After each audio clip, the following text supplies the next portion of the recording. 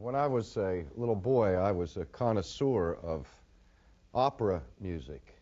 I had some cultural tastes and a somewhat precociously advanced ear for that sort of music. I learned it by listening carefully to the radio. This, of course, was the days before television, and I remember the first piece of opera music that I learned to love was the William Tell Overture, because it introduced my favorite radio program, The Lone Ranger. Do you remember that? That was my initiation into opera music, although I heard some on Our Gal Sunday and some of the soap operas that were on in the afternoon. But I used to love The Lone Ranger. And in the cold winter nights back in Pittsburgh, we had these heat registers at various places around the house, and one of them was on the step between the living room and the den, and I used to curl up in a ball in front of that heat register while it was cold outside and sort of cuddle with my dog that was a fat, overgrown dachshund named Soldier, because I got him in the middle of World War II, and Soldier and I used to listen to the adventures of the Lone Ranger and Jack Armstrong and Hop Harrigan and Captain Midnight and all of the rest. And the thing that was so neat about those radio programs was that you couldn't see anything but the radio dial. But you could only listen to the story with your ears. But as I would listen to these adventures, I would imagine in my mind's eye what all of these characters would look like and what the action scenes would be like if I could really see them with my eyes. Because I grew up in an era where our entertainment was through audio and not video. And I'll never forget the first time I watched an actual broadcast television program when I was a teenager and saw the magic mirror. The Dumont Television Network, WDTV, Channel 2 in Pittsburgh, showed people that were miles and miles away that I could actually see by looking at that magic screen. And I didn't understand at that moment that all of civilization was going through a profound change that would affect life in ways that I could never anticipate with the advent of television. Right now, I'm standing before this group, and we are doing this lecture in the confines of a broadcast television studio in Orlando, Florida, Channel 6, in a room perhaps right over here next to me. They're getting ready for the 6 o'clock news. And there's a control booth in the next hall down the way a little piece, and there are all kinds of monitors and sophisticated equipment. And I'm standing now in what looks like a lovely, warm room, but it's all fake. These walls here aren't real walls. I could just push them hard and they'd fall over. The clock over here, we have to make all kinds of gyrations to give you the image of reality. And before I came in here a few moments ago, I had to go through the onerous process of having some very beautiful woman sit there and apply makeup to my face to hide the blemishes, the warts, the moles, the creases that come with age. And so that the R.C. Sproul that you're looking at now on television is someone who's been created by all of these technicians. And after every lecture, they come in here and tell me, straighten out your sleeve, straighten out your tie. See, they hide the wires. They tape them in my coat. Because with the advent of television, people are now responding to impressions. And philosophers have said about this that we're now living in an age of impressions where accurate perception of reality is not what is important. It's the impression that is communicated. It is the image that is presented that matters. And what this has done, ladies and gentlemen, has provoked a crisis of unprecedented magnitude regarding probably the most fundamental of all human intellectual questions, the question of the nature of truth itself. We remember the book that shook the academic world by Alan Bloom, called The Closing of the American Mind. And as an analyst of culture, Professor Bloom opened this book by making the statement that 90-some% of people who come into college as entering freshmen today, that it is safe to assume that when they arrive on the campus, they come to this initiation to higher education already convinced of and committed to the relativity of truth. 90-some% of students who graduate from high school, who enter the halls of learning, come to the university already persuaded that truth is relative, that there is no such thing as objective reality.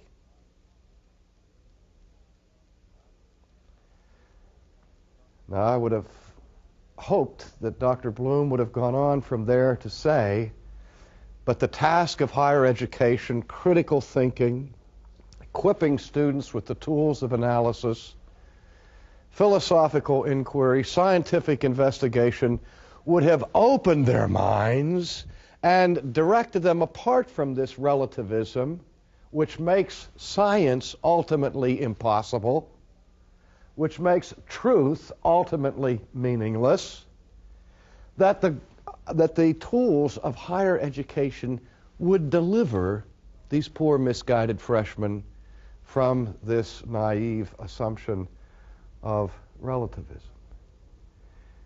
Instead, what Dr. Bloom announced was that 4 years of higher education today simply confirms in the minds of the freshmen that there's no such thing as objective truth.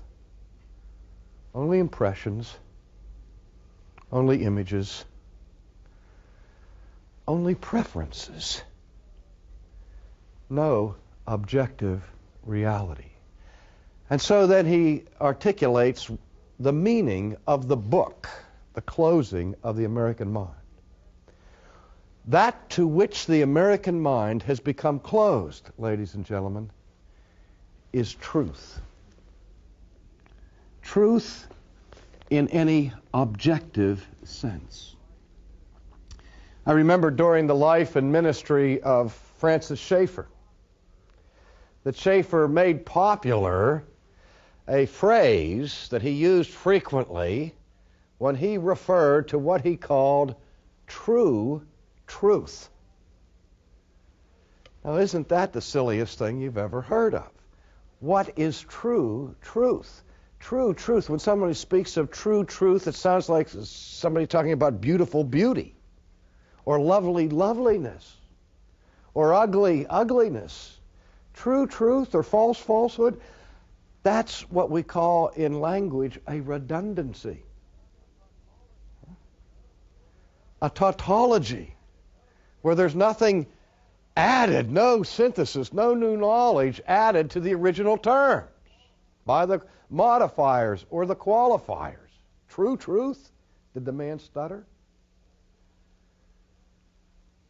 No. What he was trying to do with that odd way of speaking was to say, in our culture today, we have a war going on between two different views of truth.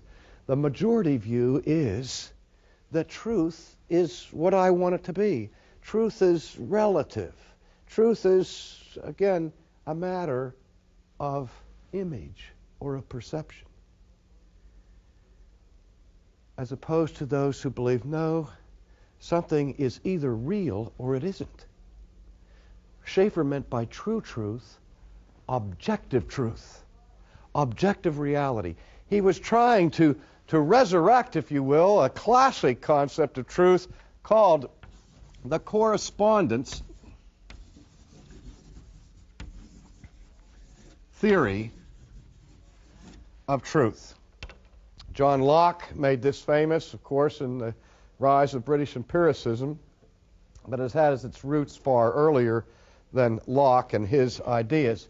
The correspondence theory of truth, in its simplest expression, simply says this, and we can all understand it, that truth is that which corresponds to reality. Therefore, to tell the truth would be to tell it like what? It is. That there is an isness. Not just a seemness, but an isness. And to tell it like it is to tell it as reality determines it. The correspondence theory, truth is that which corresponds to reality. But the problem with that theory is this. Not everybody agrees what reality is. I once saw a program where F. Lee Bailey had a television show, and he was demonstrating some of the problems that courtroom lawyers have in determining the truth of one's guilt or innocence in a trial. And he talked about the way evidence is presented in the courtroom and how important in American jurisprudence has been eyewitness testimony. And F. Lee Bailey was standing in the middle of a stage giving a lecture about the value of eyewitness testimony when in the midst of his lecture, some guy ran across the stage, interrupted his speech, yelled at him, flailed his arms, and then ran off the stage as suddenly as he had come on the stage. And F. Lee Bailey was startled, and he stepped back from the podium, and he stopped, and he said, "Let me forget my speech for a moment," took a microphone and began to interview people in the audience and said, "Did you see what happened?" "Well, yeah, we were watching the whole thing." And he began to interview them. And he interviewed like 5 people, and all 5 of them said that this man came in and hit F. Lee Bailey and ran off. And then, to make his point, F. Lee Bailey had the programmers show the video tape and rerun of what actually had happened. And the man never came within 2 feet of slapping F. Lee Bailey. He waved his arms, but he didn't hit him. But eyewitnesses right there at the very moment, not after their memories were dimmed or influenced by the passing of time, at that very moment, all 5 of the eyewitness testimonies were wrong. What they perceived did not really happen. So their testimony did not correspond to reality.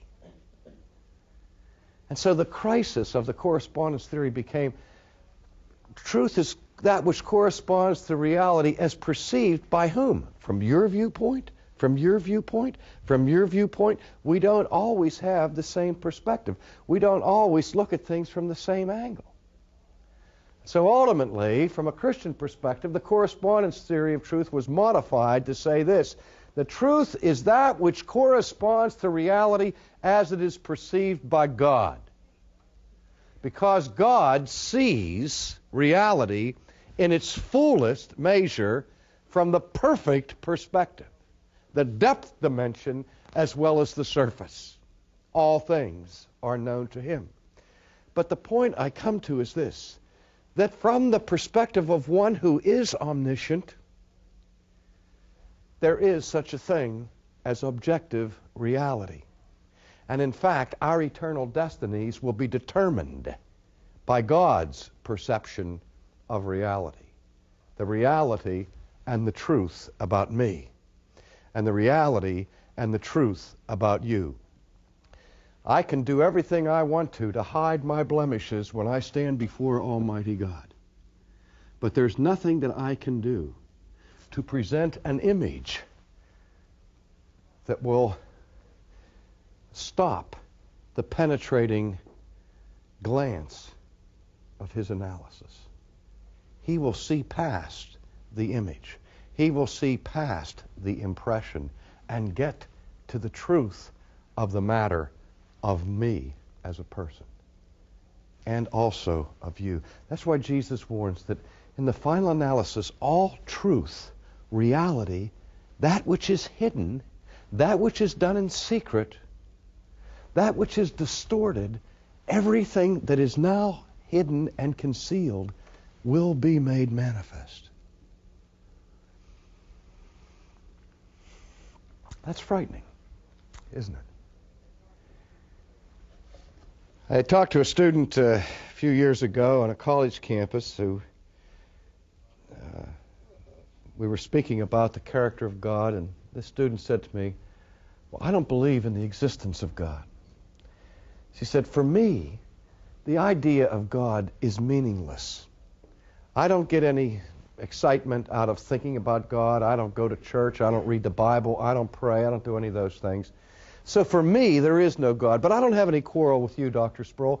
If you believe in God, and if it's meaningful to you, if you enjoy praying and singing hymns and going to church while I'm playing golf on Sunday morning, if you enjoy those things, and it means something to your personal life, then for you, God is real. For me, God is not real. It's all relative. If the idea of God turns you on, then for you, God is true. If it's meaningless to me, then God is not true." I said, "I don't think you understand what I'm talking about." She says, "Why?" I said, "I'm not talking about a God who passes in and out of being according to my pleasure or according to your whim. I'm talking about a God who exists objectively. I'm talking about a God who exists whether I believe in him or not. I'm talking about a God who exists whether you believe in him or not." Don't you see what I'm talking about? I'm trying to get at the question of reality. I'm not interested in impressions here. I'm not interested in preferences. I want to get to the truth. Is there a God or isn't there? God cannot be and not be at the same time and at the same relationship.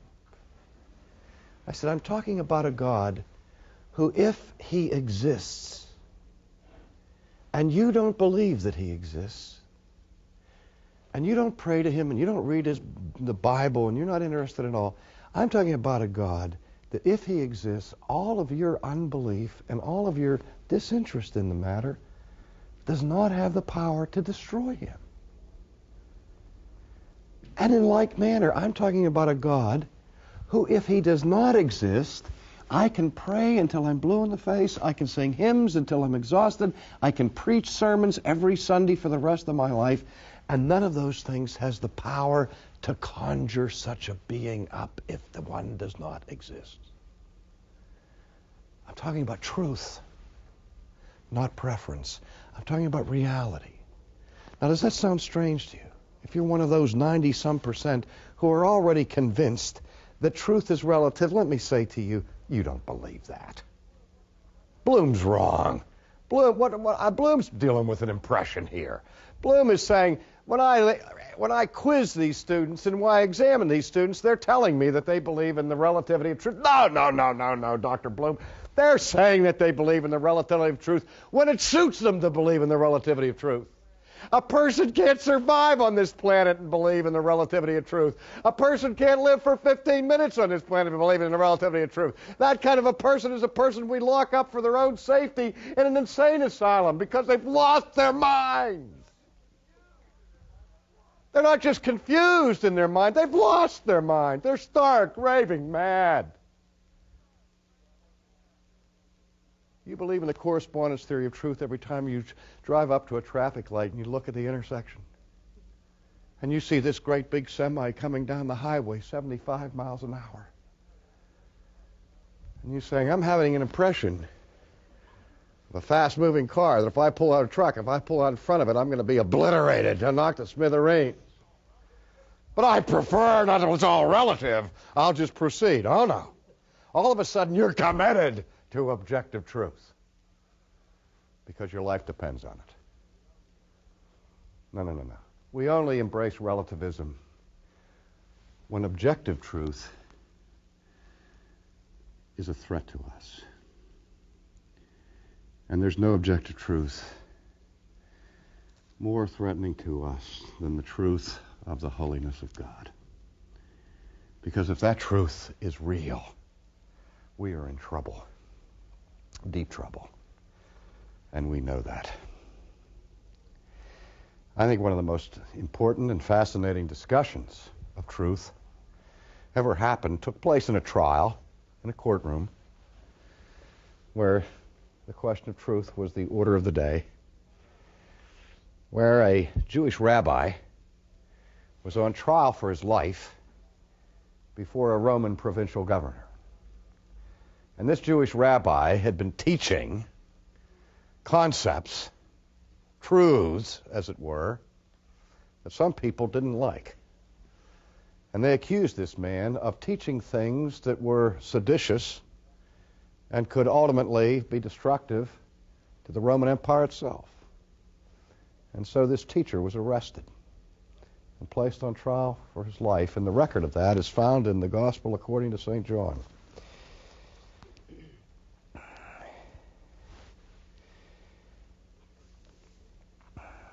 Verse 33 of the 18th chapter of John's Gospel, we read this summation of matters during the trial.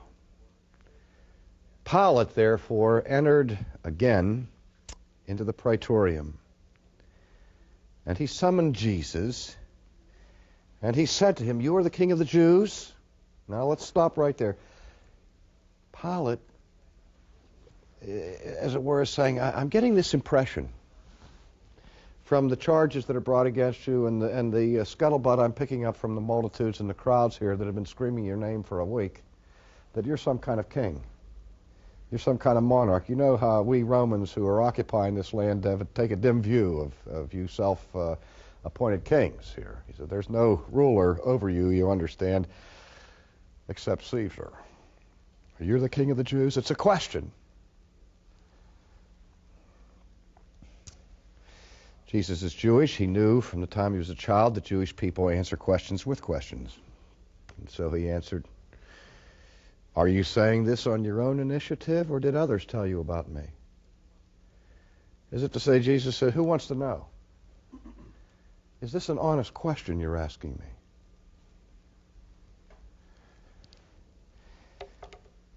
Let me just make a parenthetic statement here. Ladies and gentlemen, all of us succumb from time to time to asking insincere questions. As a tactic of evasion, of avoiding a penetrating question that makes us uncomfortable. I remember once being engaged in a discussion with a man on matters of theology and philosophy. And he said, you know, I would like to be a Christian, he said, but I really have some honest questions that I need to have answered, and can you help me? And I said, well, that's my job. I teach apologetics. That's part of my vocation, is to try to give intelligible answers to people that are genuinely puzzled by things. I said, see if I can help you. And he asked me a question, and I answered it, and I said, are you satisfied with that answer? And he said, yes, I am. He said, but I have another question. And he asked me the next question, and he was satisfied with the answer to that one, and then another one, and another one. And after about 40 questions, I said, hold it. I said, I'll continue to try to answer your questions if you want to, but now I'm beginning to get the sense that you're not really honest. I think you are trying to find a way to escape the claim of God on your life. Now, if your questions are serious, I will try to engage a discussion with you seriously. But I have to be upfront with you. I have to be honest with you. I don't trust you right now. And the guy broke down right in front of me and admitted that that's exactly what he was doing. I've done that. Haven't you done that? You just keep asking questions forever when they've lost their sincerity. Pilate answered, I'm not a Jew, am I? It's your own nation, the chief priests, that delivered you up to me. What have you done? Jesus ignores that question and goes back to the original question, this question about kingship, and he said to him, my kingdom is not of this world. If my kingdom were of this world, then my servants would be fighting, that I might not be delivered up to the Jews. But as it is, my kingdom is not of this realm. Boy, what a provocative thing to say to the emissary of the Roman emperor. Hey, governor, it's like Jesus says to him, my kingdom's not of this world. And boy, are you lucky. Because if it were of this world, it'd be the end of you, Jack, and the end of the Roman Empire, because I got enough strength in my kingdom that's of another world. I could call on the angels, I could call on the heavenly hosts, and you guys would be history in no time. Can you imagine a prisoner standing there in chains talking like that to the power of Rome, of imperial Rome? But Jesus obviously doesn't say that in an arrogant fashion. He's speaking the truth. The unvarnished truth. He said, my kingdom, he acknowledges that he has a kingdom. But he said, take it easy, Pilate. My kingdom's not like ordinary kingdoms. My kingdom's not involved with the political machinations and the Machiavellian power plays and the coup d'etats that are such a normal part of the politics of this world. No. My kingdom's not like that. If my kingdom were like that, I'd take over. My servants would have been fighting, and I wouldn't even have been delivered up to the Jews, let alone to you. So Pilate picks up on this and says back to Jesus, so you are a king. You haven't established where this kingdom is. It's not of this world. It's not of Palestine. Maybe it's east of the sun and west of the moon. But at least I can understand what you're saying, Jesus. You're saying that you're a king. Huh? Don't try to trick me. You may say that it's a different world, but you've just admitted to being a king. So you are a king. Jesus answered, you say correctly that I am a king. Do you hear what Jesus is saying? Did you hear what Jesus is saying? Jesus is saying, in this trial for his life, under oath, this man who would be the last person in human history to commit perjury, he is saying to Rome, I am a king. That's the truth. I am a king.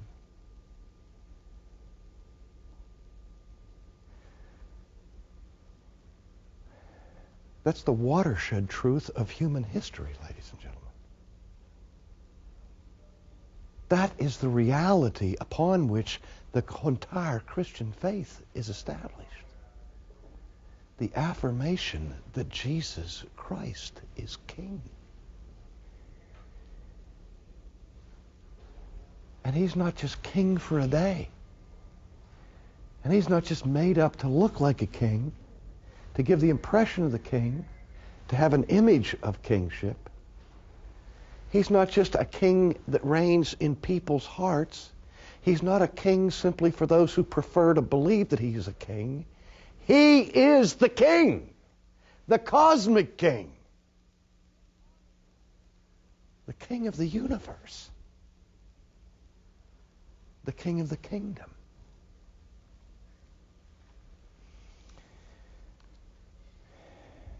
And that's the objective truth upon which my life stands or falls. and upon which your life will stand or fall. You say correctly that I am a king. Now listen to what Jesus says to the man. He says, for this I have been born, and for this I have come into the world, to bear witness to the truth. You know, have you ever been engaged in any activity and somebody comes up to you, taps you on the shoulder and say, what are you doing? What are you all about? What are you up to? We can leave it to people to guess what we're all about.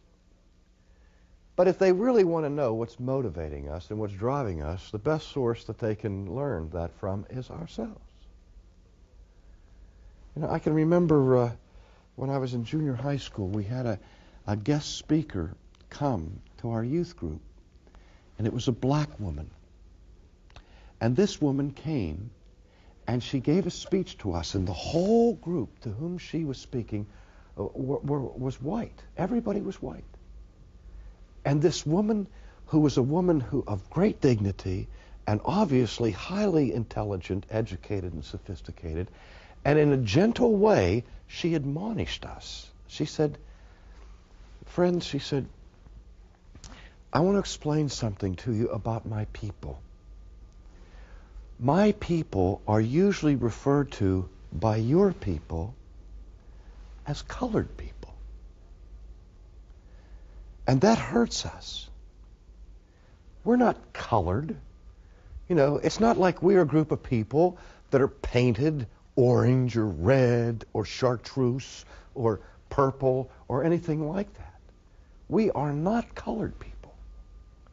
And it is an insult to us to be called colored people. And then she said, how do you like it when somebody forgets your name? How do you like it when somebody mispronounces your name? And I thought, whoa. When somebody calls me Sproul, it's like somebody taking their fingernails on a chalkboard, you know, goes up and down my spine. And I say, people, call me Sproul, I growl. My name is Sproul, it rhymes with soul. Is that hard to remember? I hate to have my name mispronounced. And I think, man, this must really be an indictment of my pride that I get bent out of shape when somebody so overlooks my significance that they don't have the decent courtesy to find out how to say my name. She said, nobody likes that. And she said, every human being should be called what they want to be called. And then she went on to say, we prefer to be called Negroes. And so I said, okay, from this day forth, I'm never going to refer to Negroes as colored people. They're not colored people. They don't want to be called colored people. I'm not going to be insulting to them. You know, and so I disciplined myself to say Negro. And then the next thing I knew, that was not the preferred thing. It then became black or Afro-American or whatever. And I don't care if it changes again next week. The principle doesn't change. That people should be called by what they want to be called. See? Lest we insult their dignity and just simply let our own prejudice determine these things. Now, Jesus said, I want to tell you how you should understand me. I can say, well, I think Jesus came into this world for this reason or for that reason.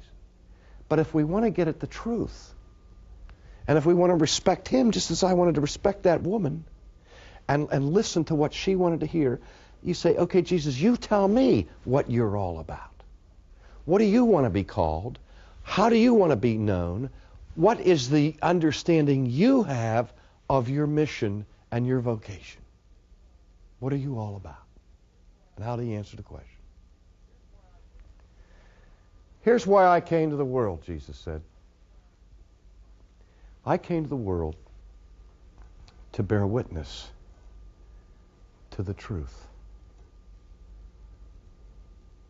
That's what I'm about.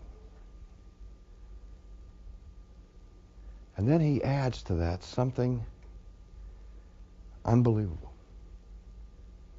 Listen to what Jesus said. Please listen to this. And everyone who is of the truth hears my voice. If you don't believe in Jesus, if you don't follow Jesus, then according to Jesus, you are not of the truth.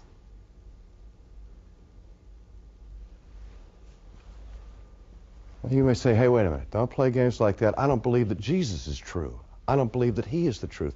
I understand that, but be careful here.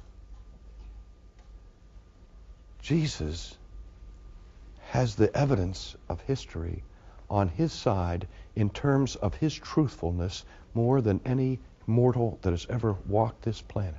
Be careful before you call him a liar. And I just want you to understand this much at this point, according to his judgment, that if you are of the truth, you will hear him. Because he bears witness to the truth. You know what he said earlier about this? He said to his disciples, when they were confused and wanted to know the way, in fact, he said, I am the way. You know, they said, what is the way? How can we know the way? And Jesus said, I am the way. I am the truth. I am the life. I'm sometimes amused, although it's a shallow humor. When I hear people say things like this to me, they'll say, well, you know, I don't believe in Jesus as the Son of God, and I don't believe in all that stuff, but I think he was a wonderful teacher, and I think he was a great prophet, and I certainly admire him and respect him. And I want to say, how in the world? What are you thinking about? How can you possibly admire and respect a man if you don't believe the central message that he teaches? I listen to people all the time who are non-Christians, and they come to me and they laugh at me when they find out I'm a preacher or a teacher, a Christian. They say, oh, are you like those guys on television? You know. And they have this view of televangelism that's scandalous, that's cheap, that's superficial, and all of those things that everybody's reacting to in the culture. And I said, wait a minute, I'm a teacher, but what would you think if I came on my program on television as a teacher and I said this? Now look, ladies and gentlemen, today I'm going to teach you the truth, the whole truth and nothing but the truth, because I never say anything that's not the truth. Every word that comes out of my mouth is the truth. In fact, I am so closely connected with the truth that it would be true to say, I am the truth. Now, no televangelist has gone that far. I've seen guys make claims that were so outrageous on television. You reach across the airways, you touch the front of your television screen, and we'll touch hands in the Holy Spirit. You know, and they'll give you all this stuff, or you send in a donation to me, and I promise you God's going to bless it 10 times over, and all this magic that they promise you on television. No wonder the world is laughing. But I've yet to see one of them stand up there and say, I am the truth. And if some teacher or preacher on television stood up there and said that to the world, I am the truth, I can't think of any intelligent person walking away from that saying, well, I certainly don't believe that he's the truth, but he's a great teacher. He's a great prophet. And yet that's what we say about Jesus. If Jesus is not the Son of God, then he is the worst of all possible false prophets. Isn't he? Because he claimed to be the incarnation of truth itself. And here, before the authorities of Rome, he is saying, Pilate, here's what my kingdom's about. Here's what I'm about. I came to bear witness to the truth.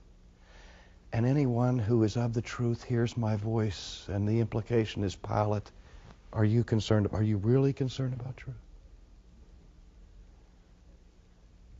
Well, what's the next question in a Pilate's mouth? What is truth, Pilate One of the limitations of any information that comes to us on the written page, sort of like the limitation that I mentioned earlier on in this lecture about radio. I couldn't see what I was imagining. When I read an account of something that takes place in history, I can't hear it. I can't see it. I'm just responding to words about it. And in this case, in this narrative, John has recorded the statement that Pilate makes, but he doesn't give me any visual description of the contours of Pilate's face, the modulation of Pilate's voice. How did he say this? How did he say what is truth? Was this one moment in Pilate's life where he was brought to cold sobriety? We know that his wife had been troubled by a dream. This man who was simply concerned about politics, who would sell his mother to quiet the mob, we know that what kind of character Pontius Pilate was. But did he have one tiny moment of morality when he's stopped in his tracks by Christ, and he looks at him and he said, I've spent my whole life as a relativist. I spent my whole life dealing with images and impressions and fakery and politics and all that kind of stuff. You know, I don't even know what truth is anymore. Tell me, what is the truth? Maybe that's how he said it. Or maybe it was ridicule. Truth? What's that? What's truth? You know, the braggadocio of the pseudo-intellectual who tries to be recognized as being intelligent because he's cynical.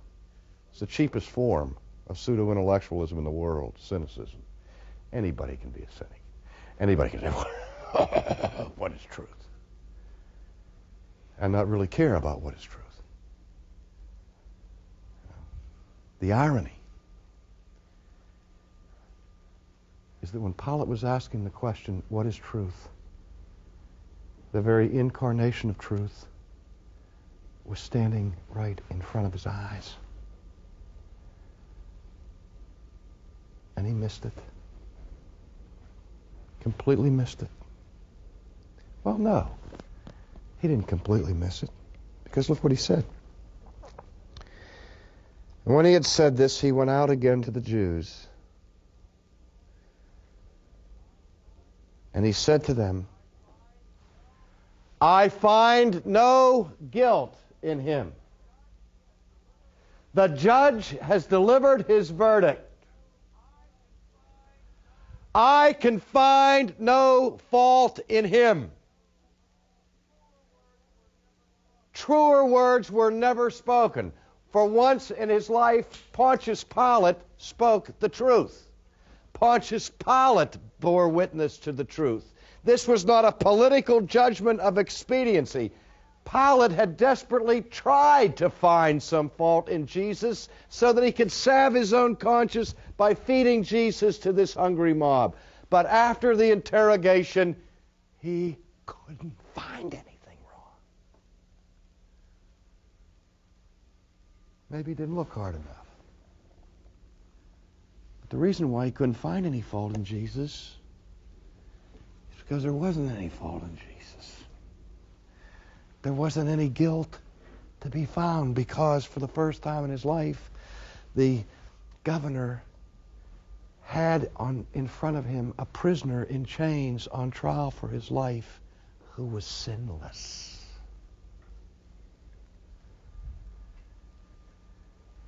I find no guilt in him. One of the most powerful statements of truth Pontius Pilate ever made was the words that he allegedly said in Latin, "Ecce homo." Behold the man. Behold the man. See?